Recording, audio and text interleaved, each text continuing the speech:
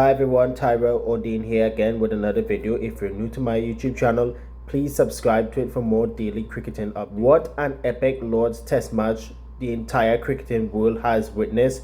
I've said so many times this is why I love being up for 8 hours for all 5 days to be watching Test cricket. It's just like being in work or school. Like for example, the 7 to 2 for school hours or 9 to 5 for work hours.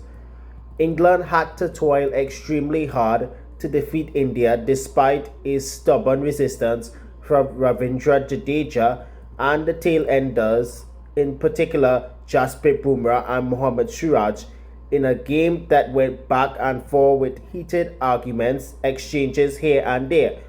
The ending part with Stokes and Jadeja embracing one another reminded me of Andrew Flintoff going up to Brett after the famous Edgbaston Test in 2005, where England defeated Australia and Heron went on to win the Ashes. Now it's everything to play for in the fourth and the final test, aka the last two test matches, with England leading the 5-match test series 2 matches to 1. England secured a thrilling 22-run victory over India on the final day of the third test at Lord's, taking a 2-1 series lead in the 5-match series with 2 to play. India began the final day needing another 135 runs with 6 wickets in hand, chasing a target of 193. England struck early, dismantling India's middle order before the luncheon interval.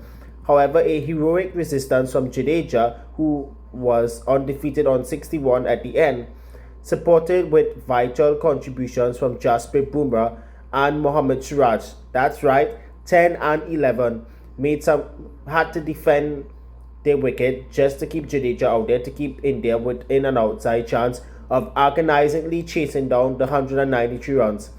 Ultimately, England's bowlers, led by Ben Stokes 3 wickets for 48 and Jofra Archer's 3 for 55, held their nerves, with Shoaib Bashir with a broken left finger, picked up the final wicket to bowl India out for 170 to win the match and take a 2-1 lead in the series. Now, that dismissal in which Shoaib Bashir dismissed Mohammad Siraj actually reminded me of the Chennai Test in 1999, where Saqlain Mushtaq bowled Jawaharlal Srinath after Srinath got bat on ball but rolled back onto the stumps to give Pakistan that famous 12-run win. It did bring up that comparison, and I remember it well because it was about just 3 years before I was born, and seeing that footage so many times on social media always give Indian fans heartbreak. Let's go through the scorecard throughout the test match. England batted first, posted 387 all out from 112.3 overs. Joe Root 104 of 199 deliveries, his 37th test match century. Brydon Cast scoring his first test match 56 from 83. Jasprit Bumrah took a 5-wicket haul once again, with Siraj also chipping in with 2 wickets for 85 from 23.3 overs. In their first innings, India also made 387, this time in 119.2 overs. KL Rahul scored his second 100 of the series with exactly 100 from 177 deliveries, well supported by Rishabh Pant, who made 74 from 112. And speaking of Rishabh Pant, he did not even wicket keep in the second innings due to a finger injury. Now let's hope that this isn't serious, because the Manchester Test is just about a week and 2 days away. Hopefully he's fit by then. Jadeja, he scored 72 of 154. Chris Woakes picked up the English bowlers with 3 wickets for 84 from 27 overs. Jofra Archer in his comeback test match with figures of 2 for 52 in the first innings. England in their second innings posted a modest 192 all out from 62.1 overs. Joe Root top scoring with 40 from 96. Ben Stokes with 33 from 96. And let me tell you, Stokes was literally out of sorts in both innings. He was, I think, carrying a little groin niggle. However, he did bowl his heart out later on, which we will get to. Washington Sundar, who was surprisingly brought in as India's second spinner given how the pitch was drying up, had figures of 4 for 22 from 12.1 overs.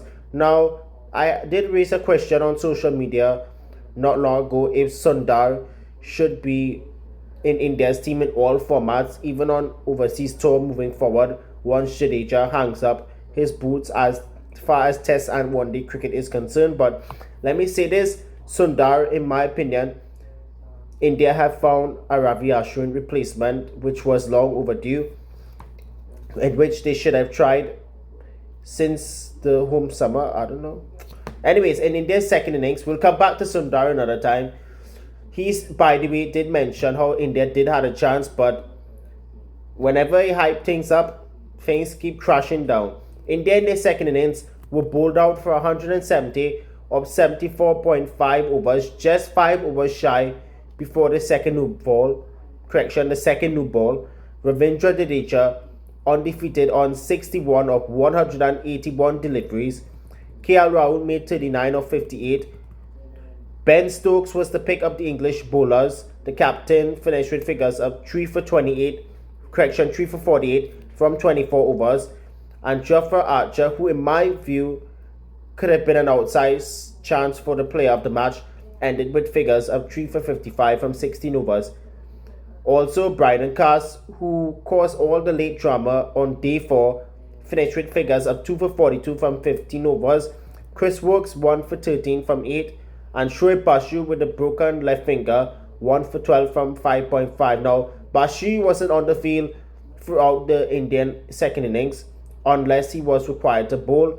And I must say, even though Basu did win the game for England with that last wicket, which came of a very lucky manner, he unfortunately won't miss the last 2 tests as he has been officially ruled out due to a broken finger. But to bowl with that courage to win a game for England takes a lot of guts. In the end, the Poms won the match by only 22 runs. Ben Stokes was adjudged player of the match for his all-round performances, though there were other contenders on the list such as KL Rahul, Ravindra Jadeja and even Jofra Archer in his comeback test, as I mentioned.